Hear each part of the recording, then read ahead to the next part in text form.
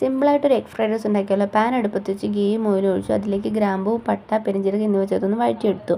1:2 എന്ന റേഷ്യോയിൽ നേരത്തെ തന്നെ എടുത്തു വെച്ചിരിക്കുന്ന അരിയും വെള്ളവും ഇതിലേക്ക് ചേർക്കുന്നതിനോടൊപ്പം കുറച്ച് ഉപ്പും കൂടി ഇട്ട് കൊടുക്കുക.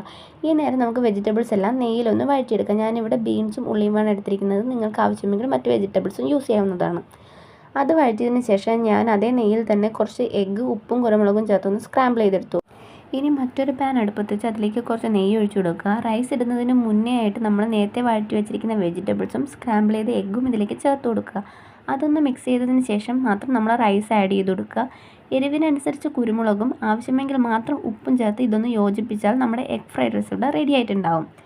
ഇതുപോലത്തെ വീഡിയോസ് ഇനി വേണമെങ്കിൽ എന്തായാലും നിങ്ങൾ കമൻറ്റ് ചെയ്യുക. എൻ്റെ ഈ വീഡിയോ ഇഷ്ടപ്പെട്ടാൽ ലൈക്ക് ചെയ്യുക, ചാനൽ സബ്സ്ക്രൈബ് ചെയ്ത് സപ്പോർട്ട് ചെയ്യുക. ഇതുപോലത്തെ കുഞ്ഞു കുഞ്ഞു റെസിപ്പീസ് ഇനി ഞാൻ എൻ്റെ ചാനലിൽ അപ്ലോഡ് ചെയ്യുന്നതായിരിക്കും.